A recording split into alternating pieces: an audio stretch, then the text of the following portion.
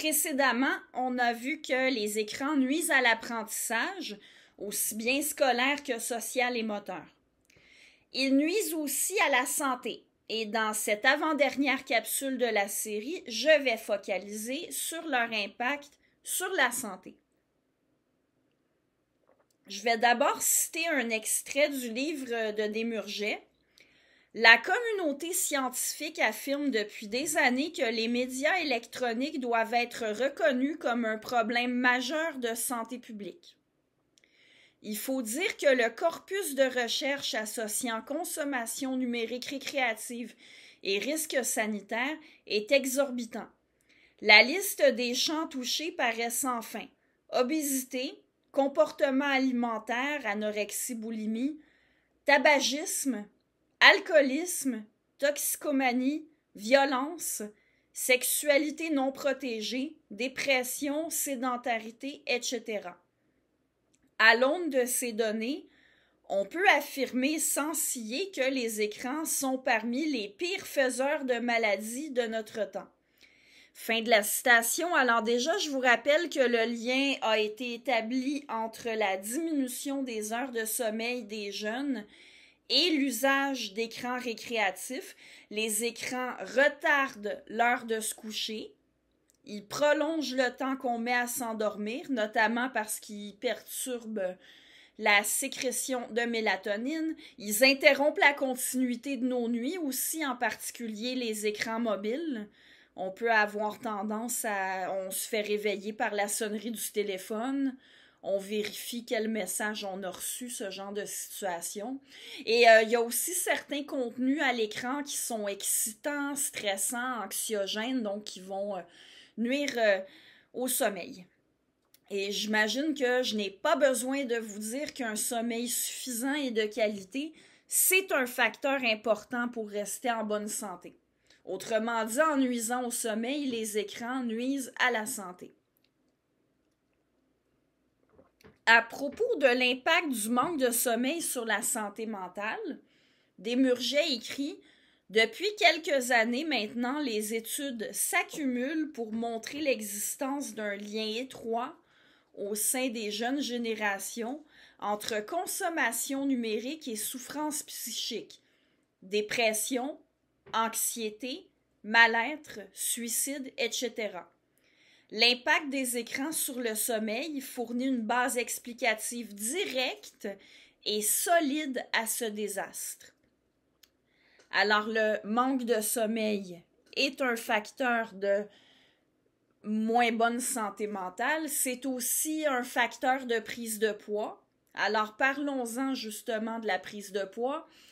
Les écrans sont un facteur de prise de poids parce qu'ils affectent le sommeil, ça c'est déjà une chose, mais aussi favorisent la sédentarité. À ce sujet-là, j'ai d'ailleurs appris quelque chose à mon sujet en lisant le livre de Desmurget. Je ne m'étais jamais cru sédentaire parce que depuis longtemps, je fais de l'activité physique, pour ainsi dire, quotidiennement. Et ma routine hebdomadaire inclut des séances d'entraînement assez intenses. Mais apparemment, je suis quand même quelqu'un de sédentaire, dans la mesure où je passe régulièrement des longues heures devant un écran. Desmurget utilise l'expression « mollasson actif » pour désigner les gens comme moi. Et c'est à mon grand dam que j'apprends que malgré mon entraînement quotidien, ça n'empêche pas mes moments de sédentarité d'avoir un impact négatif sur ma santé et sur mon espérance de vie. Desmurget précise quand même que ça ne veut pas dire que faire de l'activité physique ne change rien. Si, en plus de passer tout le temps que je passe devant l'écran, je ne faisais pas de sport, ma santé et mon espérance de vie s'en porteraient encore plus mal. Il reste que j'ai dû me résigner à admettre que j'ai des mauvaises habitudes. Quoi qu'il en soit, oublions les mollassons actifs parce qu'encore là, ça avance pas à grand-chose de dire qu'être un mollasson actif vaut mieux qu'être sédentaire et inactif, étant donné que nous apprend Desmurget, le mollasson actif est plutôt l'exception que la règle. Il rappelle encore une fois qu'il parle de généralité, de population dans leur ensemble. Alors, il est plus courant de faire un usage excessif des écrans, en plus de ne pas faire d'activité physique, que de faire un usage excessif des écrans et de l'activité physique. Et le facteur temps entre en jeu. Le temps qu'on accorde aux écrans, il n'est pas alloué à l'activité physique. Et le nombre d'heures dans une journée, il reste toujours le même. Pour accorder plus de temps à l'activité physique, il faut en accorder moins aux écrans. Ceux qui objectent que ce ne sont pas les écrans le problème, mais le manque d'activité physique, le manque de sommeil et aussi le fait de consommer de la malbouffe, ils négligent qu'il y a un lien entre les écrans et toutes ces choses-là. Et oui, il y a un lien en ce qui concerne la malbouffe aussi. Un des facteurs qui en augmente la consommation, devinez ce que c'est? La publicité. Les publicités qui nous incitent à consommer de la malbouffe. Et où est-ce qu'on en voit beaucoup des publicités? Sur les écrans. Et pour ce qui est des effets de la publicité, on a beau se croire doté d'un libre arbitre qui nous permettrait de choisir de ne pas se laisser influencer par la publicité, il se trouve qu'on ne contrôle pas l'effet des stimuli visuels, audiovisuels. Et il ne faut pas négliger que ce sont souvent des stimuli auxquels on ne cherche pas à s'exposer, qui nous influencent. Dites-vous bien que personne ne fait le choix conscient d'être influencé par la publicité. Vous imaginez ça, vous, quelqu'un qui dirait « Ah oui, moi, je choisis de me faire influencer par la publicité. Quand je vois une publicité, je vais illico acheter le produit dont elle parle. J'aime ça, me faire influencer par la publicité. » Écoutez, il n'y a personne qui pense comme ça. Et pourtant, la publicité, ça fonctionne. Pensez-vous que les entreprises dépenseraient autant d'argent pour de la publicité si ça ne fonctionnait pas?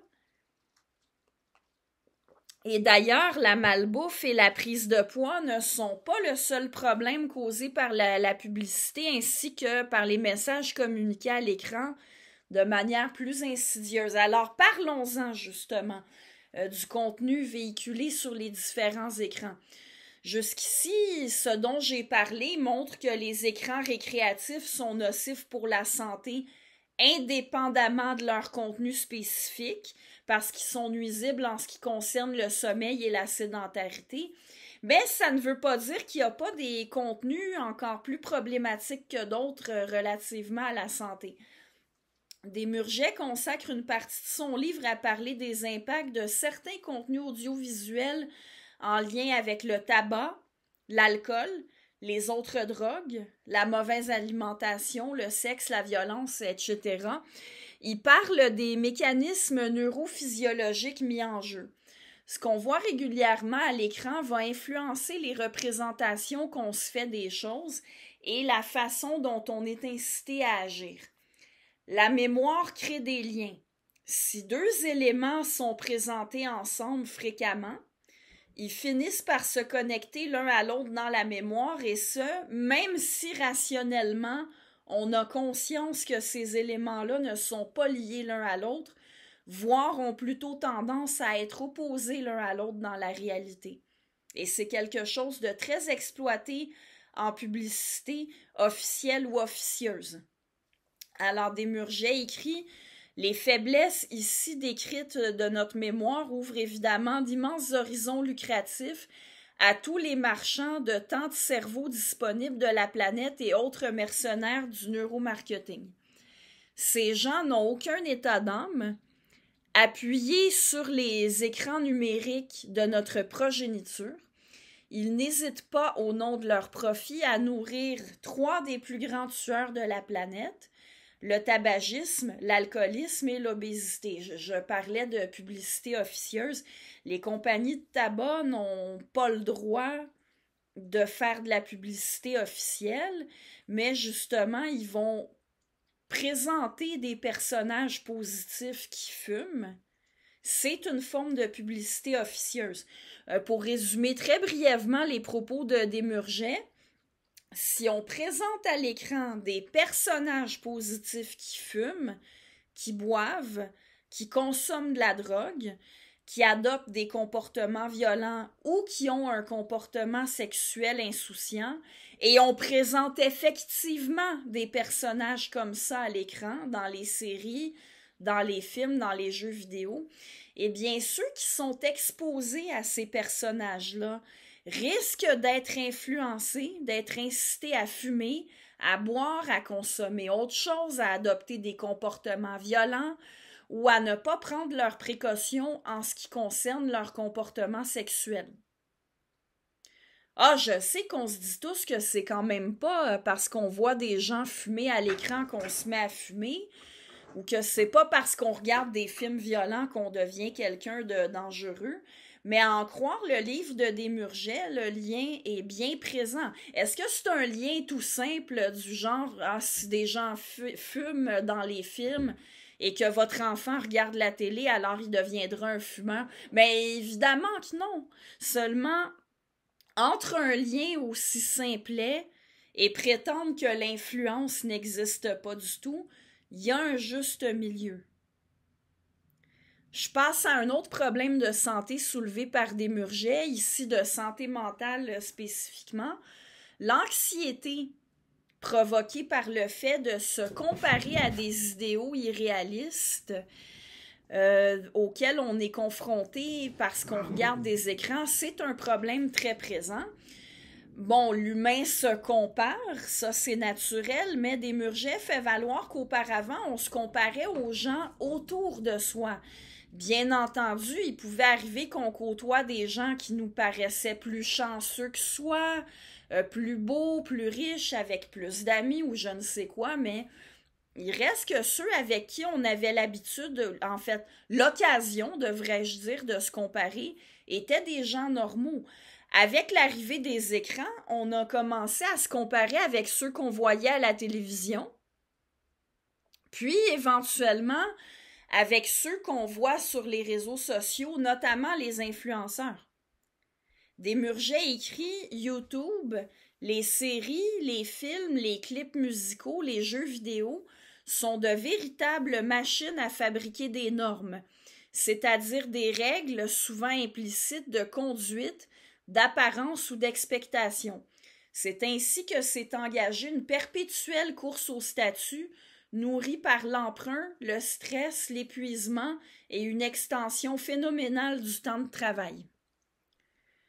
Desmurget écrit aussi « Chaque jour, nous sommes confrontés dans les films, séries, clips musicaux, jeux vidéo ou posts Instagram à un tsunami de type physique tout à fait anormaux au sens mathématique du terme. Et le souci, c'est qu'à force de ne voir que des corps aberrants, nous finissons par penser que ceux-ci sont la règle et que nous sommes l'exception. Aux États-Unis, la femme moyenne mesure 1,62 m pour 75 kg, alors que le mannequin standard affiche 1,80 m pour 55 kg. Dans les séries télévisées de prime time, près d'un tiers des actrices ont un indice de masse corporelle qualificatif de l'état de maigreur. 3% sont obèses. Dans la vraie vie, ces chiffres sont rigoureusement inverses, avec un tiers d'obésité et 2% de maigreur. Ce hiatus provoque chez bien des femmes du vrai monde un réel et violent sentiment d'insatisfaction, connu pour ouvrir la voie à une large gamme de souffrances psychiques, dépression, mésestime de soi, etc., et troubles du comportement alimentaire, anorexie, boulimie, etc. Alors ici, même si Desmurget parle des États-Unis, on peut tout à fait transposer ça au Québec ou à d'autres régions du monde. On est bombardé d'images de personnes qui nous donnent l'impression d'être exceptionnellement moches, exceptionnellement impopulaires, exceptionnellement malchanceux. Sur les réseaux sociaux, il ne faut pas oublier que les influenceurs, Et les gens ordinaires peuvent retoucher leurs photos. Et on sélectionne ce qu'on publie aussi. On parle plus volontiers d'une soirée en bonne compagnie que d'une soirée où on s'est retrouvé tout seul parce que nos amis nous ont fait faux bond. Pour ce qui est de la télévision, pour jouer dans les films ou dans les séries, on choisit du beau monde. Tenez, en lisant des Murgets, j'ai pensé à une série pour ados québécoise d'aujourd'hui qui s'appelle L'effet secondaire.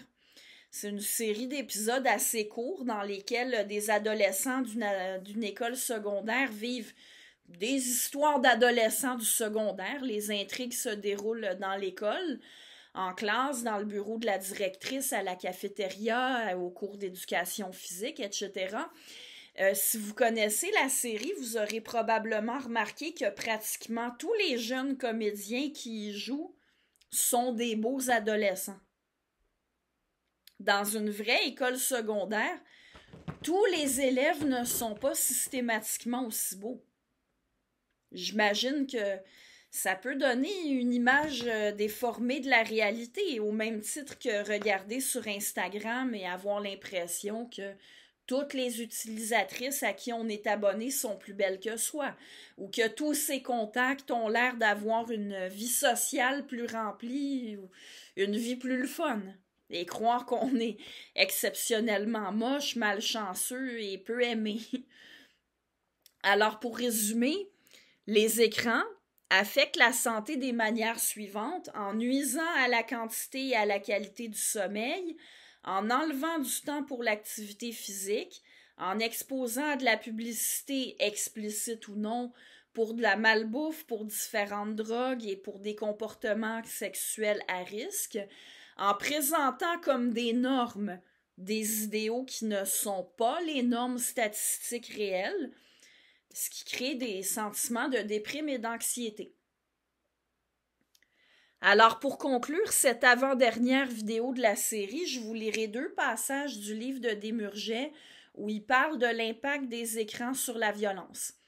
Le premier: dans le monde numérique, la violence n'est pas seulement ubiquitaire, elle est également valorisée et associée à toutes sortes de traits positifs, dont le pouvoir, l'argent, l'opiniâtreté ou, pour les hommes, la virilité. Dans bien des cas, elle est présentée sous un angle singulièrement glamour et dépeinte comme un recours légitime, pour ne pas dire nécessaire. Ces effets traumatiques sont étonnamment sous-évalués, tant à court qu'à long terme. Alors oui, à l'évidence, comme le confirment des centaines d'études diverses, convergentes et complémentaires, cette avalanche de violence délivrée à l'écran a un impact majeur sur les comportements de nos enfants. Je vous lis un autre passage. Pour ceux qui douteraient encore de la réalité du problème, considérons l'impact des contenus violents sous l'angle non plus du comportement exprimé, mais des ressentis intériorisés. Le sujet peut être abordé de manière simple à travers le concept de violence acceptable. D'un point de vue physiologique, celui-ci caractérise le seuil maximal de violence qui échoue à produire une émotion négative. Il est aujourd'hui clairement établi que ce seuil varie fortement chez l'enfant, l'adolescent et l'adulte en fonction du degré d'exposition au contenu médiatique violent. Plus l'individu est imprégné, moins il se montre empathique. Récemment, des études de neuroimagerie ont permis d'identifier les substrats neuronaux de cette habituation. À court terme, il fut montré que le cerveau désactivait ses réseaux émotionnels lorsqu'il était soumis à une répétition d'images violentes. À long terme, il fut rapporté que les adolescents les plus exposés à la violence télévisuelle présentaient des anomalies anatomiques discrètes mais significatives au niveau des régions préfrontales impliquées dans le contrôle des émotions et l'inhibition des conduites agressives. En accord avec ces observations, différents travaux basés sur la conductivité électrique de l'épiderme, qui se modifie lorsque nous ressentons une émotion importante, ont indiqué que les enfants et adolescents accoutumés à la violence audiovisuelle affichaient une tolérance plus élevée que leurs homologues qui sont moins exposés à des images réelles de bagarres ou d'agressions.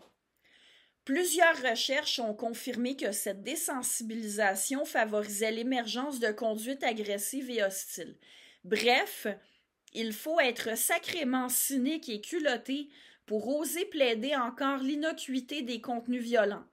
L'influence de ces derniers a non seulement été décrite dans des centaines d'études, mais depuis quelques années, elle a aussi été observée au cœur même du fonctionnement et de l'attitude cérébrale.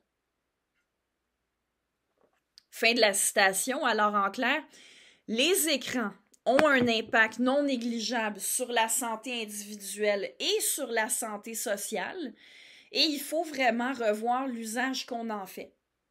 Dans la prochaine et dernière vidéo de la série, je ferai un petit bilan, puis je parlerai de la solution suggérée par Desmurget, en plus de revenir sur le lien qu'on peut faire avec les deux principales théories éthiques occidentales de la modernité, c'est-à-dire l'utilitarisme et l'éthique déontologique, et je reviendrai un peu sur le réalisme moral.